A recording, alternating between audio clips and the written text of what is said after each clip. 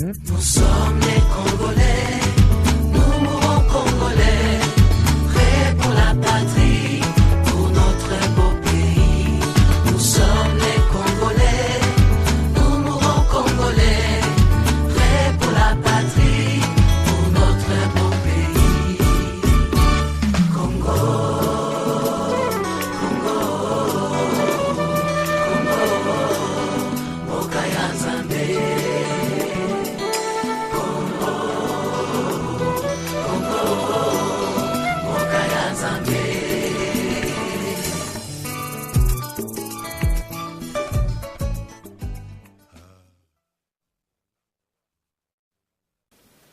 Bonjour, bonsoir, Nabandeko Nyonso Oyo Boza Kolanda, humble serviteur combattant au Boibi partout dans le monde entier.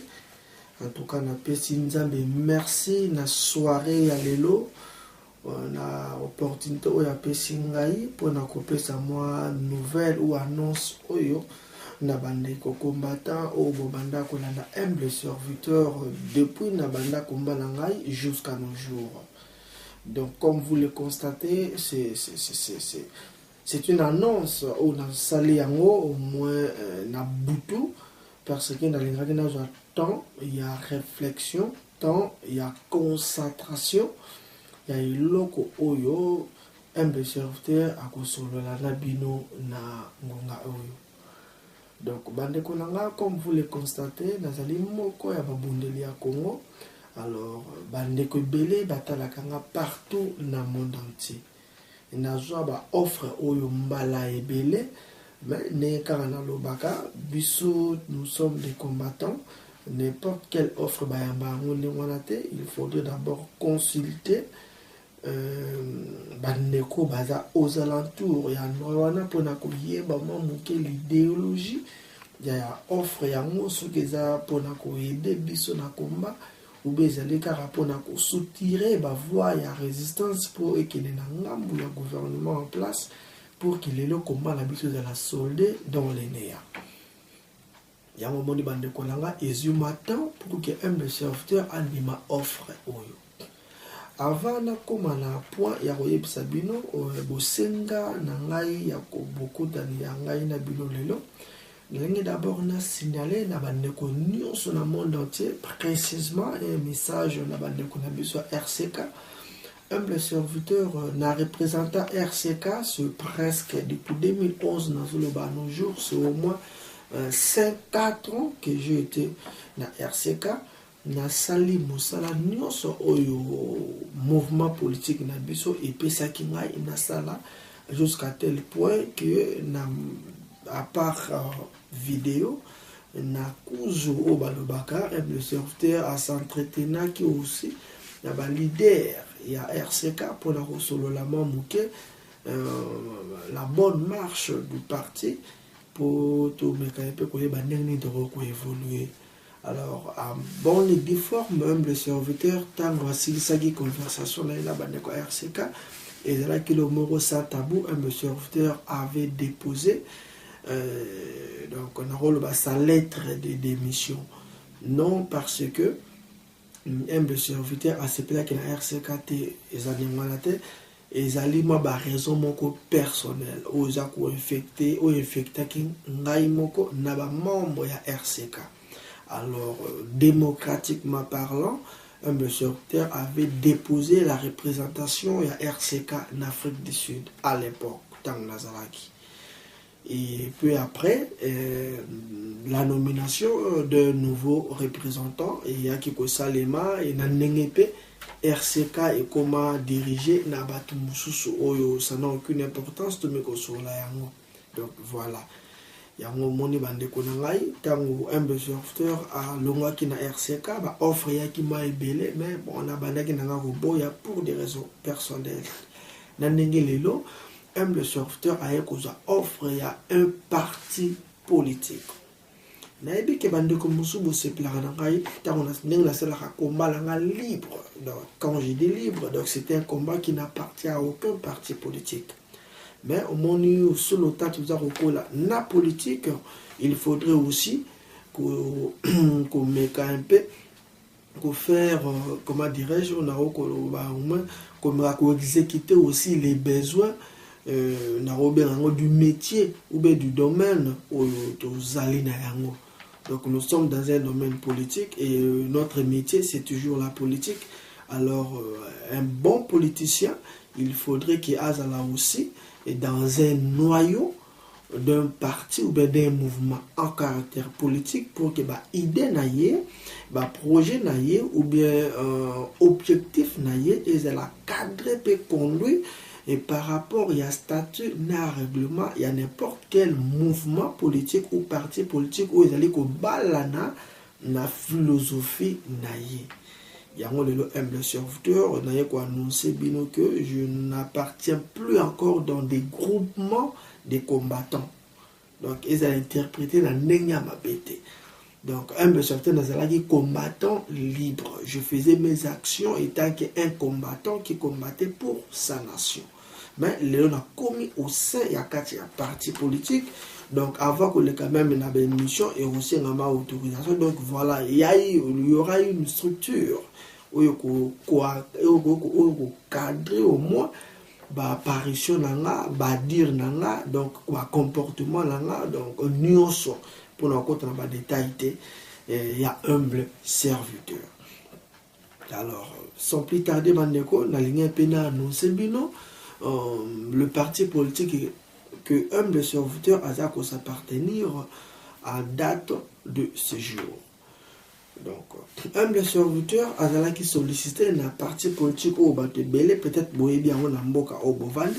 La sollicitation d'abord est yaki au mois de novembre 2014. Après avoir que Solana Bandeko parti wana, na exigaki baron au mutuno sur exigaka un homme honnête. Il faudrait aussi que Azana moyen de pression dans n'importe quelle initiative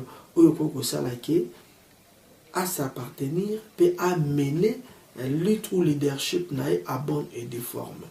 Alors en 2014 vers le mois de novembre ils allaient que justement proposition arrangement partir est-ce que c'est à collaborer est-ce que c'est que non pour donc la biso to benga ba combattant il faudrait que bon nous soutenir va voir la biso ba combattant pour bon lukande tikaka non après les investigations en 2014 et Kubimanango négative donc il y a aucun problème entre le parti ou un serviteur adhéré ou adhéré dans le mouvement ou bien gouvernement en place.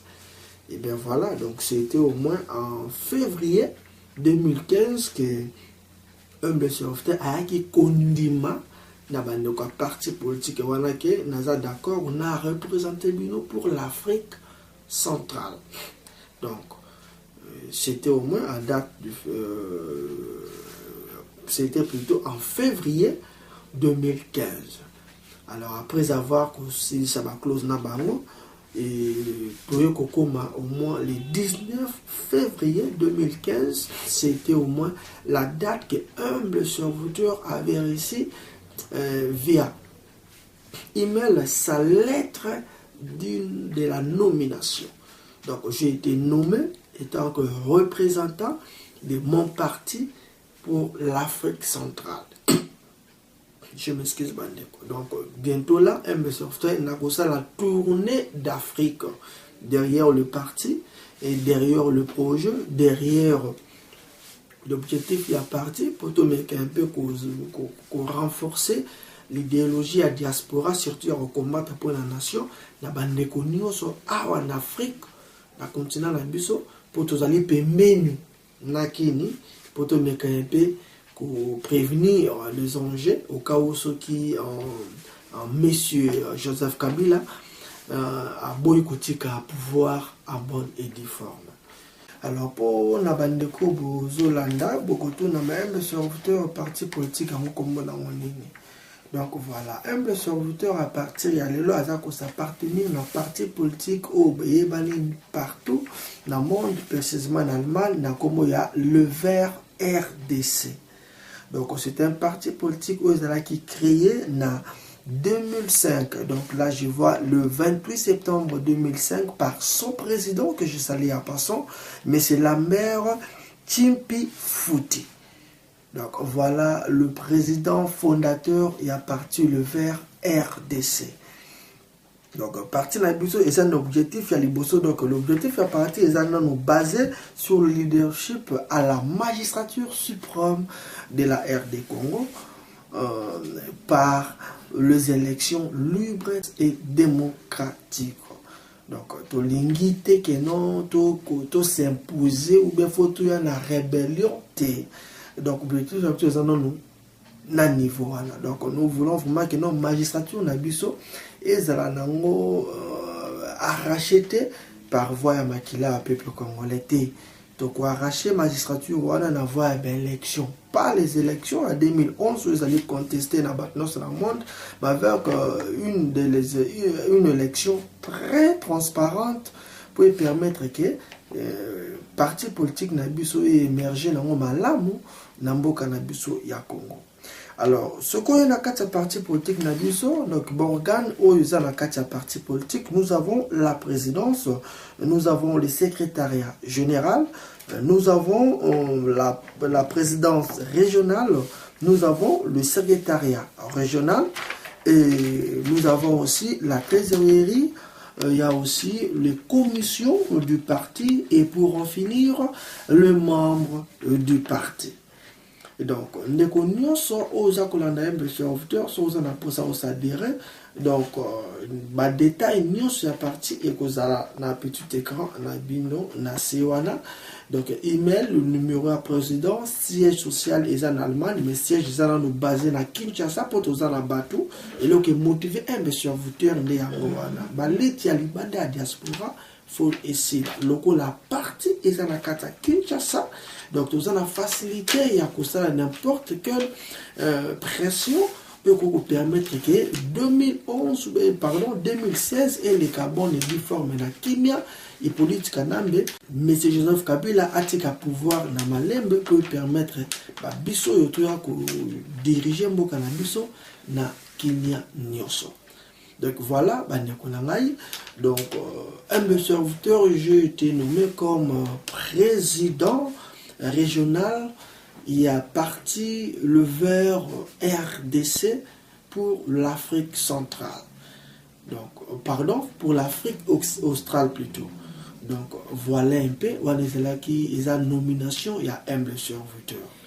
Ndeko sa kolanangai, ce qu'on a en Afrique, partout en Afrique, awa, ou lingi, on s'adhère na parti.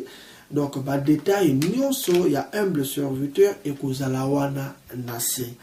Et bientôt là, peut-être avant fin d'année, Oyo, un serviteur a commencé la tournée en Afrique, dans les pays où il parti et pour permettre pour que nous comprenions sango malamu, il y a parti politique où un serviteur a s'appartenir. En tout cas, rien n'a changé. Donc, le changement est allé un serviteur à partir de l'élo à combiné représentant un parti politique, il y a le vert RDC. Il y a un changement.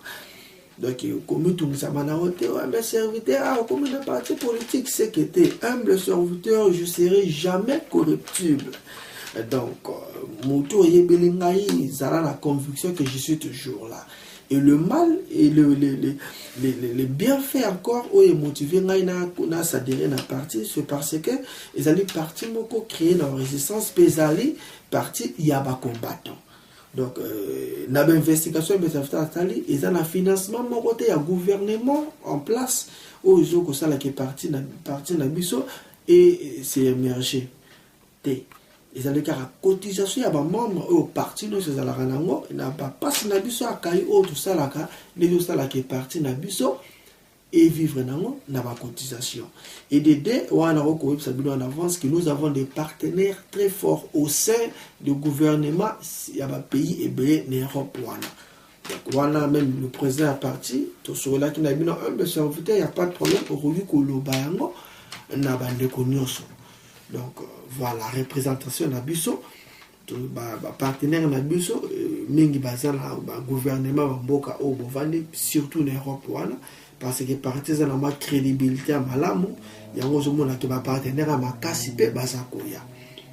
Alors, pendant que ça, les alliés, les Cambo, à l'élection 2016, je pense que Bande Komusu Bolanda, qui est le président est parti, après ça, qui positionne position à parti pour l'élection en 2016. Donc, c'était BCP en Afrique. Donc, le parti, le vert RDC, qu'on s'appartenir à l'élection en 2016. Donc, parti n'a pas engagé à ta participation à Angoté. Et même les représentants de Kini, donc on ne participe plus à la réunion où il y a multipartitisme au bazoli ngabasala ba mekako arraché ba voir ba to souté. Donc on est allé message ya président. Donc to beti c'était makasi parti na biso le vert RDC et quota na élection en 2016 pour tout ça qu'on reconnaître l'élection wanate. Tozape na voix ya kolinga l'élection et les kana Congoté voix où il y a biso toza nango pour ça parce qu'il y a une occupation. Nous voulons qu'il y ait un soulèvement populaire et c'est par là que dès qu'il y aura un soulèvement populaire biso oyo nous serons en mesure comme partis à Kinshasa pour sensibiliser les jeunes que non le chiko na minute l'aura tout télémi gouvernement il y a M. Joseph Kabila ezali dehors. Alors nous la jeunesse photo mekako bengisa bandeko na biso basa na diaspora ba na idéologie au bazui na diaspora idéologie à malam que je précise pour ça là que évolution politique ya Congo peut et ça peut moderniser tout ce qui est politique mensongère ou tout ce qui est politique démagogique ou ça encore ça biso tout ce qui est politique ya monsieur la maire Mende ou ya monsieur na encore sa population ou ya loba ki alingi yango c'est vraiment dommage. Donc voilà, on est là qui message beaucoup très fort, puis annonce au mon anabino humble serviteur à yela kibino nabutu yalelo. Donc mote na bandeko nyonso ya parti na rokobosa naote secrétaire na biso swami mote na yango wana. Donc humble serviteur misala et kobanda bientôt. Donc ndenge karato sola ki nayo na président na makamu nyonso ou qu'on mettre en place pour la évolution et à partir. En tout cas, pour l'aller vraiment, tout le monde a à l'occasion ou bien sûr l'autorisation et à partir selon le structure et à partir des humbles serviteurs à coller que la bulle de sous pour nous repérer sa annonce pour la évolution et à partir de la pour l'aller en tout cas, bon tika la malamu, merci tout le monde mbala yasima.